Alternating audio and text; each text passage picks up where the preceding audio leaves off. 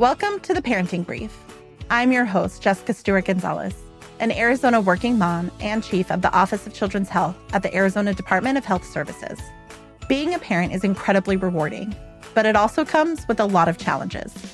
Taking it one step at a time with the right advice from experts can make your parenting journey a little more manageable.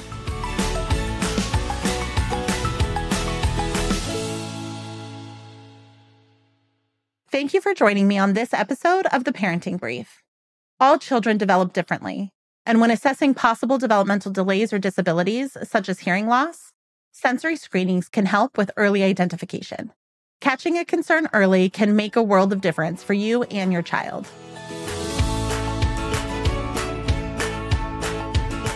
In today's episode, we welcome Morgan Scadden, the Sensory Screening Program Manager at the Arizona Department of Health Services. Thank you so much for joining us, Morgan. Thanks, Jessica, for having me. So when we talk about sensory screening, can you explain a little bit about what that means?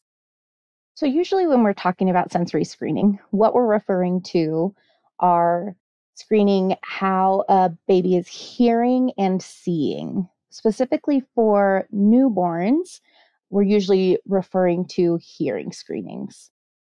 And how does a newborn have their hearing checked? So in the state of Arizona, all hospitals screen newborn hearing before they go home.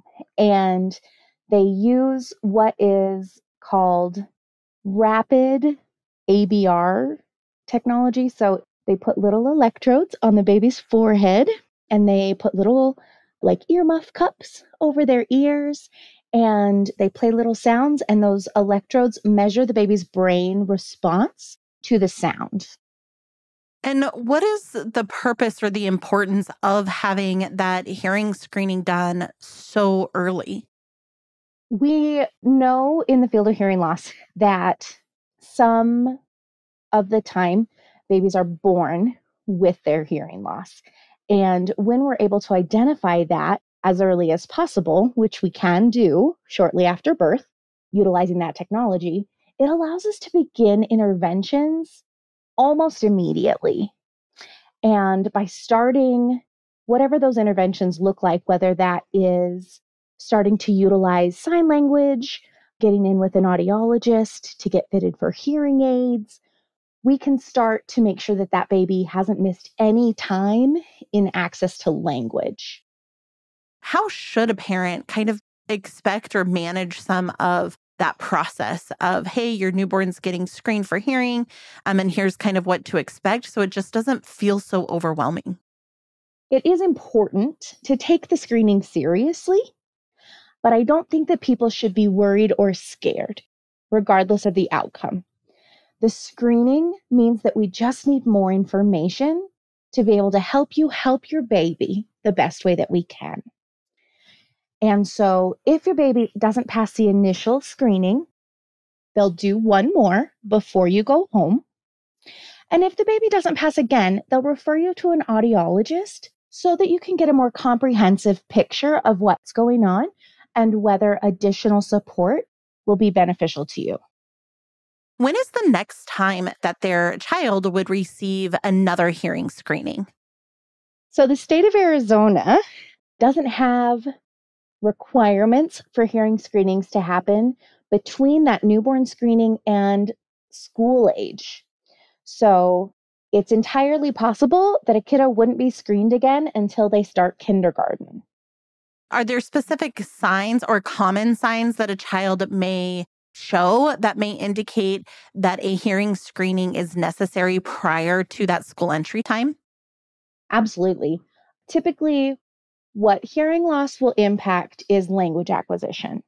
So anytime that we have concerns that a kiddo's vocabulary isn't inside a normal range, or their pronunciation of words falls outside of typical, if kiddos tend to be less social, if they're not responding to their name or sounds, they all kind of vary based on those age range milestones for what we expect to see for social skills and understanding and communicating. But anytime we see delays in those areas, it's always a good idea to check hearing because it's an easy thing to address.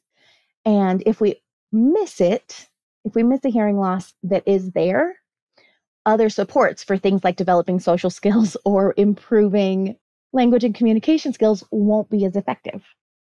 How would a parent be able to identify that there is a concern even earlier prior to that language acquisition at all? So maybe more of in that infant stage. Hearing loss happens in a wide range. And the way that we measure it is at individual pitches or frequencies, and how loud does that specific frequency have to be before our brain recognizes that sound is happening there. And so for that reason, you could have a hearing loss that only affects very high-pitched soft sounds like an S or an F that don't have any voicing or power behind them. And if that was the case, you probably wouldn't notice in your infant because babies don't make F and S sounds. And that's really tricky for parents who have kiddos in that with a hearing loss in that mild to moderate range, where it's primarily high frequency sounds that babies don't say, but they're hearing environmental sounds. They are saying all of their vowels that happen in baby cooing and that initial babble, which is another reason that those early screenings are important, and being able to ask those questions and really talk to audiologists, early intervention specialists, teachers of the deaf, speech pathologists who specialize in working with kiddos with hearing loss, so they can really help you understand what sounds your child can and cannot access.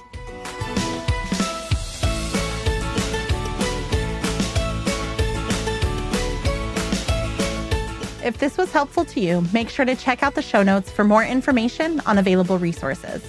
And make sure to follow the parenting brief on this podcast player so you can stay in the loop on the latest tips to help your child thrive. Please share this podcast with other parents or soon-to-be parents in your life. Until next episode, this is Jessica. You've got this.